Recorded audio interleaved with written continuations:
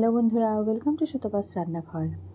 চিচিঙ্গা তো তোমরা অনেকেই খেয়েছো, চিচিঙ্গা পোস্ত, চিচিঙ্গা নারকেল চিংড়ি দিয়ে পোস্ত দিয়ে।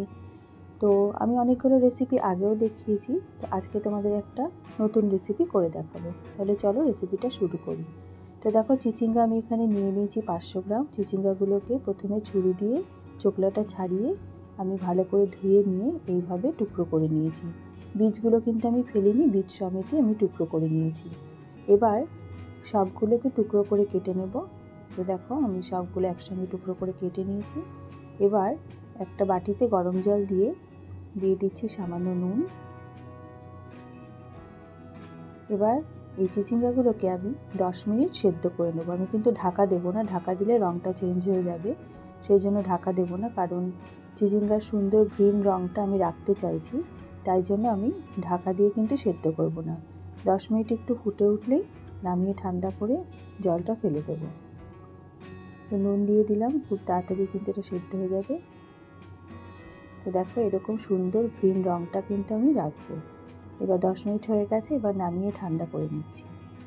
এবার একটা গ্রাইন্ডিং জারে নিয়ে নিয়েছি, তার সাথে দিয়ে দিলাম 4-5 কোয়া রসুন আর 3টে কাঁচা লঙ্কা। এবার এটার একটা সুন্দর মিহি পেস্ট বানিয়ে নেব। এখানে কড়াইতে দিয়ে দিয়েছি 3 চামচ সর্ষের তেল, তোমরা চাইলে সাদা তেলেও করতে পারো। এবার সর্ষের তেলের মধ্যে দিয়ে দিলাম 2খানা মাঝারি সাইজের বড় পেঁয়াজ কুচি করে, দিলাম 8-9 কোয়া রসুন, আর দিলাম 5টা কাঁচা লঙ্কা, 2টো চিড়ে দিয়েছি আর 3টে আমি এমনি দিয়েছি। আমি কিন্তু বাটার সময় কাঁচা লঙ্কা দিয়েছি, তো ঝালটা তোমরা সেই বুঝে দেবে। খানিকক্ষণ রসুন, কাঁচা লঙ্কা, পেঁয়াজটা ভাজা ভাজা করে নেব। কালারটা কিন্তু চেঞ্জ করব না, একটু পেঁয়াজটা সফট হবে এরকম করে ভেজে নিতে হবে। তো দেখো, মিডিয়ামের থেকে একটু কম আছে, আমি পেঁয়াজটা একটু কালার চেঞ্জ হওয়া অবধি ভেজে নিয়েছি। তারপরে দিয়ে দিলাম চিচিঙ্গার পেস্টটা। তোমরা দেখতেই পাচ্ছ রঙটা কিন্তু সুন্দর গ্রিন রয়েছে। আমি ঢাকা দিয়ে কিন্তু সেদ্ধ করিনি, আর খুব বেশি সেদ্ধ করলেও কিন্তু রঙটা চেঞ্জ হয়ে যাবে।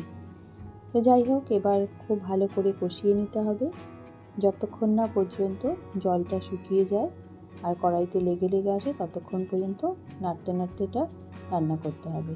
তো দিয়ে দিচ্ছি সামান্য হলুদ গুঁড়ো 1/2 চামচ মতো, আর দিচ্ছি অল্প একটু নুন।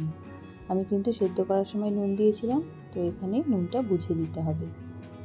এবার মিডিয়াম আছে আমি এটাকে রান্নাটা করে নেব। এটা একদম শুকনো শুকনো হয়ে যাবে, যখন দেখবে কড়াইতে লেগে লেগে আসছে তখন বুঝবে রান্নাটা হয়ে গেছে। তোমরা যারা আমার চ্যানেলে নতুন বন্ধু আছো তারা অবশ্যই আমার চ্যানেলটাকে সাবস্ক্রাইব করে দিয়ে আমার পাশে থাকার অনুরোধ রইল। আর রেসিপিগুলো ভালো লাগলে লাইক, শেয়ার, কমেন্ট করতে কিন্তু ভুলো না।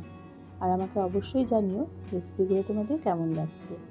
তো দেখো, অনেকটাই কিন্তু জলটা টেনে গেছে, আমি আরও কিছুক্ষণ টানিয়ে নেব। এবার একটু দিয়ে দিচ্ছি চিনি, 1 চামচ চিনি দিয়ে দিলাম। এবার দিয়ে দেবো ফ্রেশ ধনেপাতা 1 মুঠো মতো। খুব ভালো করে মিশিয়ে নিয়ে আরও কয়েকবার নাড়াচাড়া করে নিয়ে তারপর আমি এটাকে নামিয়ে সার্ভ করব।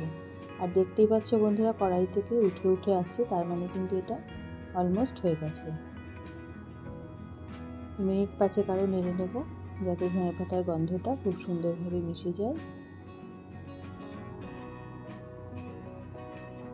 তারপর নামিয়ে সার্ভ করে দেবো। এটা গরম ভাত দিয়ে তোমরা একবার ট্রাই করে দেখো, আশা করি তোমাদের ভালো লাগবে। তো হয়ে গেছে, এবার নামিয়ে দিচ্ছি। তো দেখো বন্ধুরা, আমি এখানে একটা ডিশে সার্ভ করে দিয়েছি। আশা করি আমার আজকের ভিডিওটি তোমাদের ভালো লেগেছে। গরম ভাত দিয়ে ট্রাই করে দেখো, আশা করি তোমাদের ভালো লাগবে। দেখা হবে নেক্সট ভিডিওতে। আজ এই পর্যন্তই। তোমরা ভালো থেকো, সুস্থ থেকো। ধন্যবাদ।